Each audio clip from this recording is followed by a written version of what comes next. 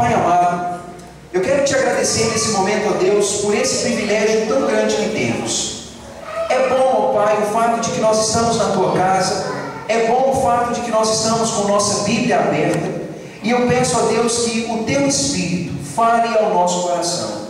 Eu creio, Deus, que todos aqui precisamos de ouvir a Tua voz. Creio que todos saíram de casa para poder louvar o Teu nome, mas também para ouvir a palavra. E nós queremos aproveitar bem esse tempo para falar a verdade, para entender a verdade.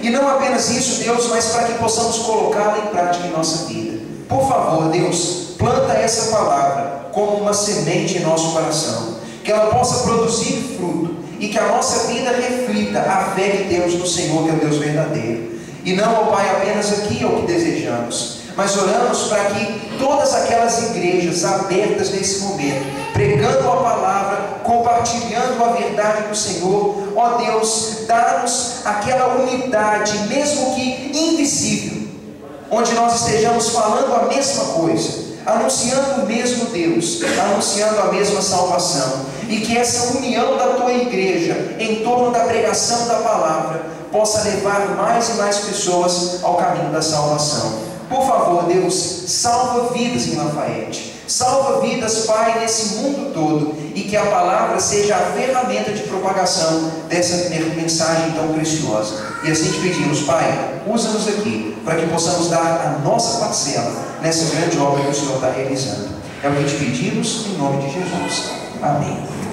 Por favor, irmãos, abram a Bíblia de vocês no Evangelho de Lucas, para o capítulo 16, e eu gostaria de ler com vocês a partir do versículo 1. Evangelho de Lucas, no capítulo 16, nós vamos ler a partir do versículo 1 até o versículo 13. Como eu disse no princípio, irmãos, eu creio que se vocês prestarem atenção, vocês podem ficar um pouquinho intrigados com essa palavra, porque é uma história que Jesus Cristo conta, que tem um aspecto bem curioso. Então prestem atenção e realmente observem aquilo que a palavra de Deus nos diz. Sintam-se encorajados pelo texto, tá? E vejam o que Jesus fala no Evangelho de Lucas, capítulo 16, versículo 1, assim diz a Escritura.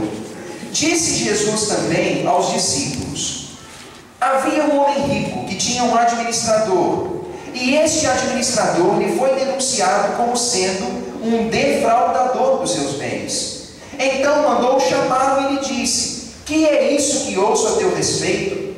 Presta contas da tua administração, porque já não podes mais continuar nela. Disse então o administrador consigo mesmo: o que farei? Pois o meu senhor me tira o meu trabalho. Trabalhar na terra não posso, também de mendigar tenho vergonha. Eu sei o que farei, para que quando for demitido da administração, me recebam em suas casas. Tendo chamado cada um dos devedores do seu senhor, disse ao primeiro: quanto deves ao meu patrão? Ele respondeu: 100 carros de azeite. Então disse ele: toma a tua conta e assenta-lhe depressa apenas 50. Depois perguntou a outro: e você quanto deve a ele? Ele respondeu: 100 coros de trigo. Então disse: toma a tua conta e escreve ali 80. E elogiou o Senhor, o administrador infiel, porque se houvera atiladamente ou sabiamente, porque os filhos do mundo são mais sábios na sua própria geração do que os filhos da luz. E eu vos recomendo, das riquezas de origem iníqua, fazei amigos, para que quando aquelas vos faltarem, esses amigos vos recebam nos tabernáculos eternos. Quem é fiel no pouco, também é fiel no muito, e quem é injusto no pouco, também é injusto no muito. Se, pois, não vos tornares fiéis na aplicação das riquezas de origem iníqua, quem vos confiará a verdadeira riqueza? Se não vos tornastes fiéis na aplicação do que é do outro, quem vos dará aquilo que é vosso? Ninguém pode servir a dois senhores, porque ou há de aborrecer-se de um e amar ao outro, ou se dedicará a um e desprezará ao outro. Eu vos afirmo, não podeis servir a Deus e também às riquezas. Essa passagem, irmãos, ela tem aqui um aspecto bastante curioso, porque pode parecer que Jesus está incentivando a desonestidade. Quando Jesus Cristo conta essa história, muitas pessoas costumam achar que Jesus Cristo está ensinando os homens a aplicar o famoso jeitinho brasileiro, a contornar uma situação, a contar uma história meio mentirosa, para levar alguma espécie de vantagem. Essa história é a história de um administrador infiel, um administrador que usa de artimanha estranha para o seu próprio bem. E quando nós lemos Jesus Cristo falando dessa história, pode parecer que Jesus também está dizendo que alguma infidelidade pode ser aplicada na nossa vida. Essa palavra, irmãos, eu começo dizendo que Deus, Ele não compactua com desonestidade. Desonestidade de nenhuma espécie é bem-vinda na igreja de Deus. Tanto em Provérbios 11, quanto no decorrer da passagem do livro de Provérbios, a Bíblia diz que o peso justo e a balança justa, esses agradam a Deus, mas que de forma nenhuma Deus compactua com aquele que engana o seu próximo. Deus não compactua com desonestidade. Eu começo, irmãos, essa palavra afirmando isso, para que lendo esse texto, todos possam ter em mente que honestidade é algo que Deus preza, e que aquele que se promove por meio de desonestidade, certamente cairá, e isso não demora. Então, quando Jesus Cristo conta essa parábola, Ele está falando, irmãos, a respeito de como nós precisamos usar recursos dessa terra para benefícios espirituais maiores. Essa parábola nos ensina como podemos usar aquilo que é transitório para investir naquilo que é duradouro. E essa história de Jesus, ela diz respeito a um homem administrador. Quando a Bíblia fala, irmãos, de um administrador, ela diz respeito de alguém que não tem propriamente os recursos, mas que é capaz de administrar o dinheiro de outra pessoa, dando lucro para eles, enquanto essa pessoa também se beneficia desse dinheiro.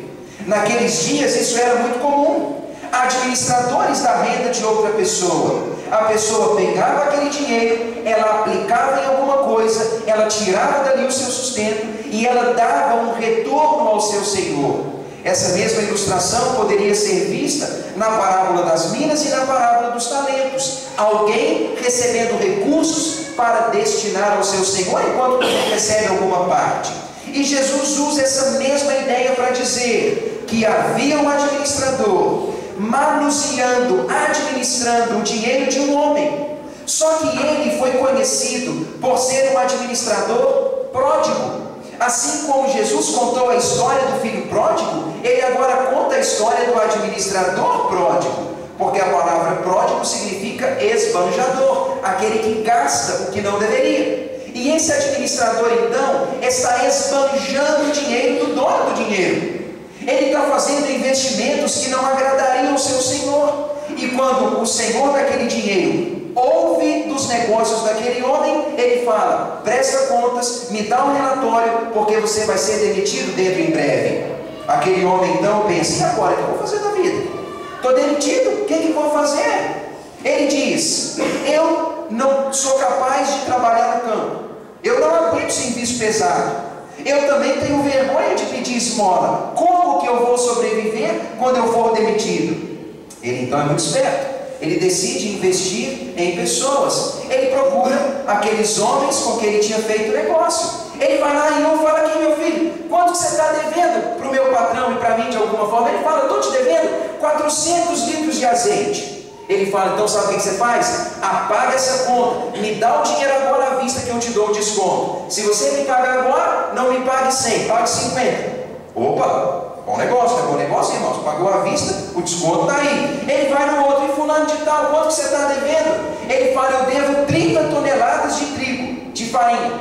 Ele fala: então apaga isso aí. Se você me pagar à vista agora, eu te dou desconto, você vai pagar só 80. Então ele foi fazendo assim, indo àqueles homens que deviam e ia fazendo descontos, fazendo bons negócios, para que aqueles homens ficassem satisfeitos e eles pudessem dizer: nossa, como aquele cara é legal, né? Poxa, ele é gente boa demais, olha o negoção que ele fez para mim. Eu não vou pagar mais por 400 litros de azeite, vou pagar só 200. Eu não vou pagar mais por 30 toneladas, eu vou pagar agora só por 24. Olha que bom negócio para mim. Não é um bom negócio, irmãos? Ele foi esperto. E ele fez isso porque provavelmente ele estava abatendo os juros altíssimos que eram cobrados naqueles dias. Então ele fez essa estratégia, usou dessa artimanha para poder ganhar a amizade daquelas pessoas.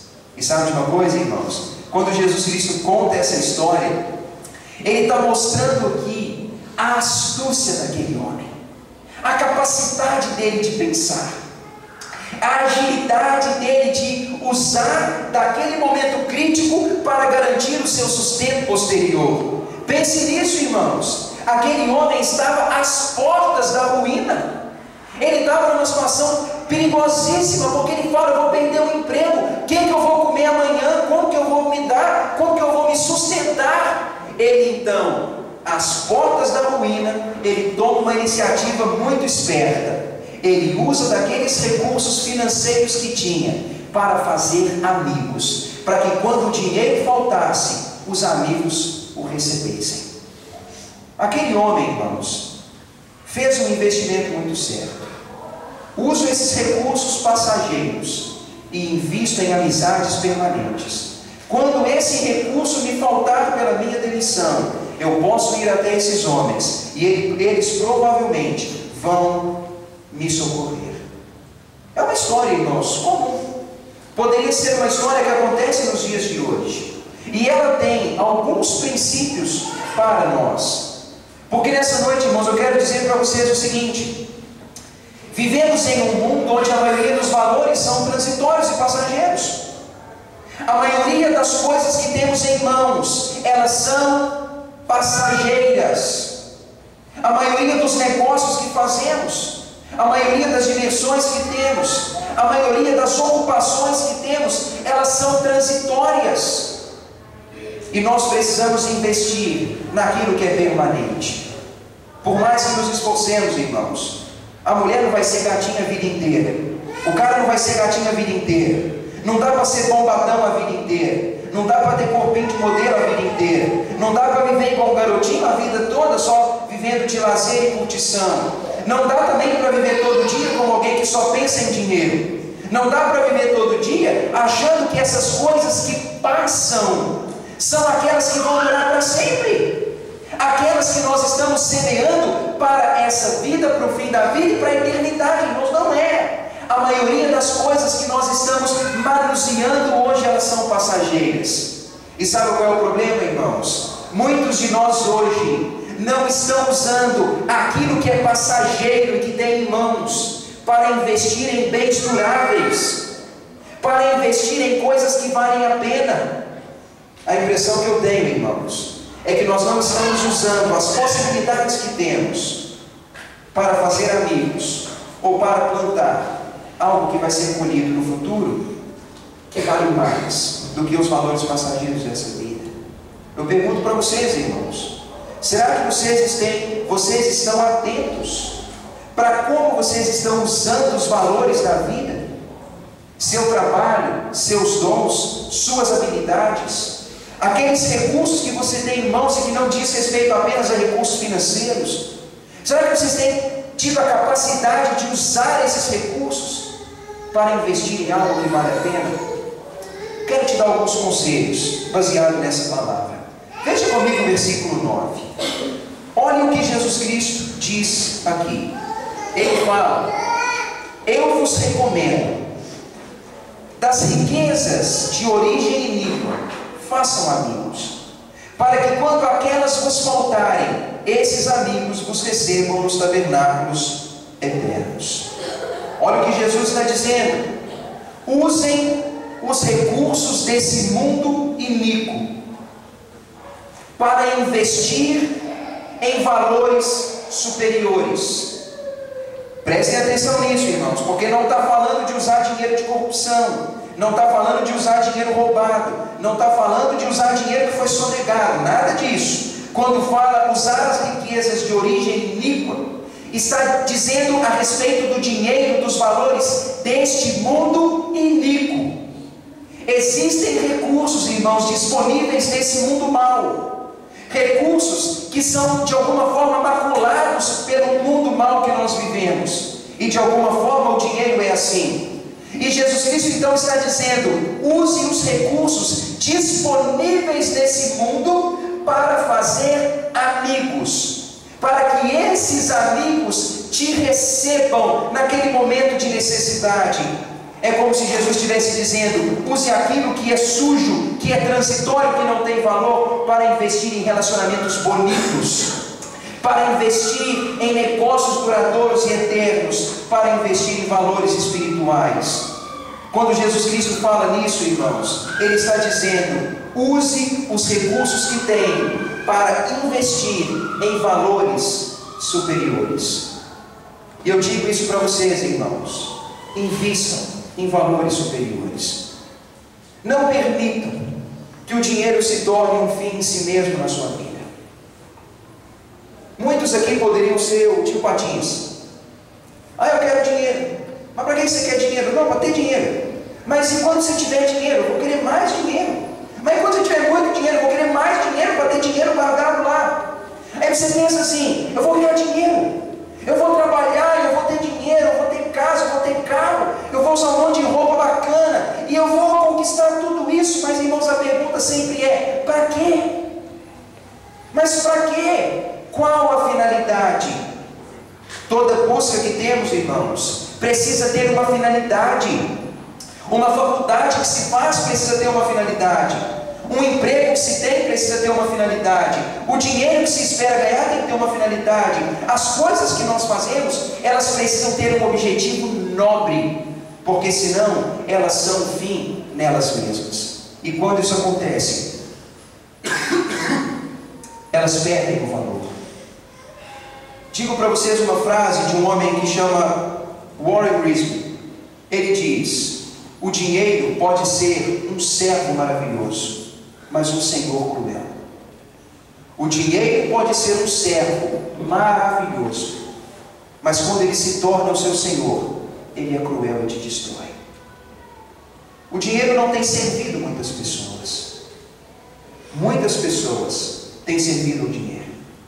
E quando isso acontece, irmãos, elas se curvam a um senhor que é mau, que destrói, que escraviza, que separa pessoas, que distancia o homem da sua honestidade, faz com que pessoas abram mão de valores que nunca abririam, leva pessoas a fazerem negócios que nunca fariam, leva pessoas a lugares que nunca iriam, separa famílias, atrapalha o relacionamento de pais e filhos, destrói irmãos, acaba com tudo, porque quando o dinheiro deixa de ser servo para ser senhor, ele deixa de ser maravilhoso para se tornar cruel. Irmãos, o dinheiro, ele tem que ser uma ferramenta para investir em valores superiores. O dinheiro precisa ser uma ferramenta para investir em valores superiores. E não apenas o dinheiro, irmãos, mas todo o recurso. Se você tem um dom e uma habilidade, use esse dom e habilidade para alguma coisa. Se você tem alguma coisa que pode ser útil para alguém, use essa coisa para alguém. Pastor, tem uma bengala parada lá em casa. Poxa, quanta gente precisa de bengala aí, ó. Eu tenho uma cadeira de rodas parada lá, dá para alguém. Eu tenho um monte de roupa lá no guarda-roupa que não uso, compartilha com alguém, dá para alguém. Use aquilo que você tem, que é transitório, para investir em algo melhor. Isso seria usar os recursos, investindo em bens superiores. Irmãos, insisto nisso. Não deixe o dinheiro deixar de ser o seu servo para se tornar o seu senhor, porque quando acontecer, ele vai acabar com a sua vida. Tem um segundo princípio. Veja comigo o versículo 10. Versículo 10 diz assim: quem é fiel no pouco, também é fiel no muito, e aquele que é injusto no pouco, também é injusto no muito. Se, pois, não vos tornastes fiéis na aplicação das riquezas desta vida, quem vos dará a verdadeira riqueza? E se não forem fiéis na aplicação daquilo que é do outro, quem quem vos dará o que é vosso? Jesus Cristo, irmãos, Ele não apenas nos incentiva a investir os recursos dessa vida em valores superiores, mas Ele também nos incentiva a sermos fiéis no pouco, no muito, no que é meu, naquilo que é do outro. Jesus Cristo, Ele faz uma afirmação poderosa quando diz: quem é fiel no pouco, tende a ser fiel no muito, mas aquele que é injusto no pouco, também tende a ser injusto no muito. Ah, irmãos, os criminosos começam de baixo, os ladrões começam de baixo, os homens levianos, eles começam com pequenas coisas. A corrupção começa com pequenos delitos. As grandes brechas começam com pequenas brechas. E Jesus Cristo afirma: aquele que não é fiel, cuidando de coisas pequenas, tampouco seria fiel, cuidando de coisas grandes. Sabe de uma coisa, irmãos? Pequenos deslizes que cometem, as pequenas transgressões. Muitas pessoas costumam tratar aquele combinar e não ir, aquele combinar 10 horas e chegar às 11h30, aquele não dar o dinheiro devido, aquele não retornar o dinheiro que veio a mais, aquele não pagar aquele imposto, aquele não entregar para o próximo aquilo que é do próximo, aquele ir para o trabalho e não trabalhar, aquele usar o artifício para sair ileso no momento da dificuldade. Irmãos, muitos delitos pequenos fazem com que nossa consciência não se sinta culpada, mas aquele que não é 100% fiel naquilo que é pequeno, também não é fiel nas coisas grandes. E sabe o que Jesus Cristo diz, irmãos? Que se nós não somos fiéis, manuseando esses valores desta terra, não precisamos esperar receber os valores eternos. Olha a seriedade disso, irmãos. Quem não é fiel não precisa esperar ter posse daquilo que é de Deus. Aquele que não é fiel, manuseando os valores terrenos, não precisa esperar ter propriedade dos bens eternos. Quem não é fiel nas coisas daqui, não pode herdar os valores que são do céu e de Deus. Há muita gente, irmãos, que é falsa, que rouba, que defrauda, que prejudica, e está dizendo: Deus, me dá a parte da minha herança que o Senhor vai me dar um dia. Você acha que Deus vai pôr na mão de uma pessoa de mal, que é desonesta os recursos dele? Não vai, irmãos. O que Jesus Cristo está querendo dizer aqui é o seguinte: se nós não aprendermos a honestidade e a fidelidade, administrando R$1 e R$1 milhão, seja meu, seja do próximo, nós não vamos ter herança nos céus. É como se Jesus estivesse dizendo: o homem que não é honesto não pode ir para o céu. O homem que não é honesto não pode herdar o céu, porque Deus não dá aquilo que é dele para o homem desonesto. Sabe de uma coisa, irmãos? Honestidade é bem-vinda hoje em dia. Não apenas honestidade no que diz respeito a dinheiro propriamente, mas honestidade, irmãos, nos compromissos, honestidade naqueles acordos que fazemos. Honestidade, irmãos, é uma qualidade do caráter que se aplica em tudo. E a pessoa que é desonesta, ela não pode esperar grandes coisas. E sabe, não permitamos que nossa consciência nos engane. Existe um ditado chinês que diz que certo ladrão teve a iniciativa de roubar um sino. E esse homem roubou o sino e saiu todo feliz, tentando sair bem quietinho, camuflado, né? Só que não conseguia fazer o sino parar de jeito nenhum. Ele pensou: eu roubei o sino, quero fugir com o sino, mas o sino não para de fazer barulho. E aquele homem, então, desesperado, ele está tentando fazer um jeito de sair escondido daquela cena do roubo, mas o sino não para, ele não consegue. Ele, com medo de ser pego e descoberto, ele tem uma iniciativa interessante. Para evitar o peso da consciência do barulho do sino, ele resolve tapar seus ouvidos. E vai embora carregando o sino, com ouvidos tapados. com os ouvidos tampados, ele não escuta o sino batendo, então ele vai todo bonitinho, achando que ter tampado os ouvidos faz o barulho deixar de ser um problema. Os chineses contam esse ditado, irmãos, para dizer o seguinte: da mesma forma que tapar os ouvidos não silencia o barulho do sino, enganar a consciência não torna um ato ruim em um ato bom. É tão estúpido quanto, às vezes, o que homens fazem com a sua consciência é tão estranho, ruim e baixo quanto achar que não escutar o barulho significa que ele deixou de existir. Isso, irmãos, significaria que muitos, tentando enganar a própria consciência, fingem que não escutam o barulho, fingem que aquilo não é errado, fingem que aquilo é só um deslize. Mas, irmãos, enganar a consciência não torna o errado incerto. Quando nós somos fiéis, nós somos fiéis. Mas quando nós somos infiéis, somos infiéis. E, irmãos, é tempo de deixar a consciência sentir o peso da responsabilidade. Eu sou tratante, eu sou mal pagador, eu sou egoísta. Ah, mas eu amo dinheiro, sou avarento. E deixar a consciência ter vergonha daquele negócio, para que a gente possa mudar, irmãos. Porque muitas pessoas não mudam, porque estão tentando enganar a própria consciência, tentando colocar a tampa nos ouvidos, e isso não resolve, o barulho continua ali. E sabe de uma coisa, irmãos? Fidelidade no pouco e no muito, ela é necessária para nós. Eu apelo a isso, irmãos. Invistam aquilo que têm em valores superiores, mas sejam também conhecidos como pessoas fiéis. Quando alguém fala assim, aquele eu posso pôr a mão no fogo, ele vai, ele paga, ele devolve, ele é honesto, ele disse, ele falou para mim, sim é sim, falou que é não, porque ele é fiel e honesto. Com ele não tem meio termo, porque ele é honesto. E a pessoa que assim procede, ela pode esperar receber aquilo que será dado a ela no tempo certo. Dois princípios, irmãos.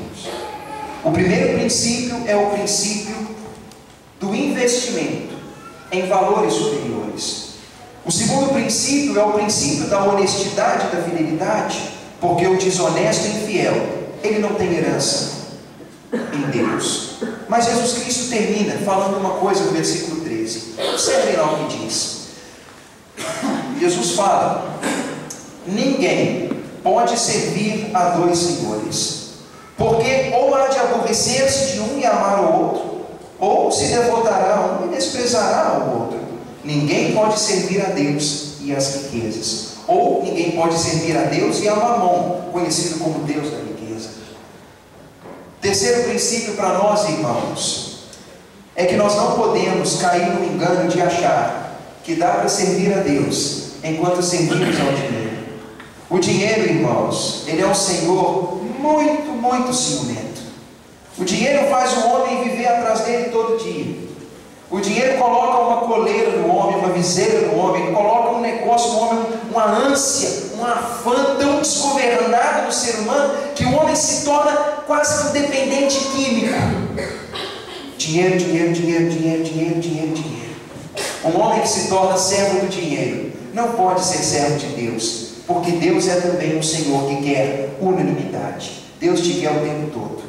Deus quer que os seus servos pensem o tempo todo: Deus, Deus, Deus, Deus, Deus. E quando alguém se devota ao dinheiro e a Deus ao mesmo tempo, não dá certo. Quando a relação é essa, irmãos, Deus diz: eu não te divido com o dinheiro, eu não te divido com a avareza, eu não te divido com a ganância. Essa noite, irmãos, precisamos entender que o dinheiro, ele precisa ser bem aplicado, que o dinheiro precisa ser tratado de maneira correta, porque precisamos ser fiéis. E também, irmãos, não podemos nos curvar ao dinheiro e aos valores terrenos. E sabe, esse princípio para a nossa vida, ele tem um potencial muito grande, um potencial de investimento, um potencial de transformação de vidas, um potencial, irmãos, de investir em negócios corretos. Para que dinheiro no banco, irmãos, no fim das contas. Irmão, vamos trocar um negócio aqui em miúdos. Muda alguma coisa hoje? Você fala assim, não, mas eu tenho 1 milhão lá no banco. Muda alguma coisa? Não muda nada. Porque dinheiro está lá parado, dando lucro para o dono do banco, que te paga uma mixaria de juros e ganha um dinheirão danado, porque quando empresta cobrando juros absurdos. O banco está ganhando dinheiro, o dinheiro está lá parado, e aquele dinheiro está lá, e eu tiro o sinal, ó, pastor, ó, 1 milhão aqui na conta, ó, me rende aqui, ó, um dinheirão todo mês lá, que beleza. Adianta de quê, irmãos? A gente morre, aquele dinheiro fica lá, os filhos vão brigar severamente para ver quem vai herdar o dinheiro, vai ser aquele inferno danado depois para ver quem vai ganhar aquilo. Eu deixei de ser útil. Óbvio, irmãos, por favor, sou uma pessoa inteligente, né? Não estou dizendo que não é bom ter economia. Só que, irmãos, existe uma necessidade de sermos pessoas que não são escravizadas por esse desejo de ter para ter. Porque se o desejo é ter para ter, se torna um fim nele mesmo. E quando o dinheiro se torna o próprio fim, ele perde a utilidade. Legal seria eu dizer, puxa vida, eu tenho dinheiro lá, mas esse dinheiro é empregado em boas causas. Esse dinheiro é empregado em bons investimentos. Eu sou capaz de colaborar com alguma instituição. Eu sou capaz de fazer o bem para alguém. Eu posso ser útil. Aí o dinheiro passa a ter utilidade. Irmãos, quem sabe nós podemos ser mais úteis com aquilo que temos. Não apenas com o dinheiro, mas útil com o carro, útil com o talento de falar, útil com o talento de consolar pessoas, que todo recurso que temos possa ser empregado em valores superiores. E eu creio, irmãos, que é disso que nós precisamos. Sabe o que aconteceu quando Jesus terminou esse ensino? Todo mundo devia ter ficado assim, oh, bom ensino, né? Nem versículo 14, irmãos. Jesus acaba de ensinar, olha o que aconteceu no versículo 14. Os fariseus, ou religiosos, que eram avarentos, ouvindo tudo isso, ridicularizavam Jesus. Quando eles ouviram essa pregação, irmãos, eles disseram, esse Jesus é bobo, ele não sabe de nada, porque eles amavam a riqueza. Aquele que ama o dinheiro, irmãos, ridiculariza.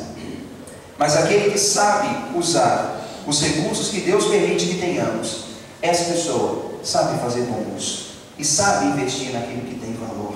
Nessa noite, irmãos, encorajo vocês, invistam com habilidade tudo que tem em causas superiores, porque enquanto você faz isso, Deus está reservando algo que você nunca vai poder adquirir por si mesmo, para te dar no tempo certo. A Bíblia diz em Romanos capítulo 8, que se somos filhos de Deus, somos também herdeiros de Deus, herdeiros ao lado de Jesus. E a herança que nos aguarda, irmãos, é toda a glória do Pai. Isso não tem valor, verdade? Ficar de pé, irmãos.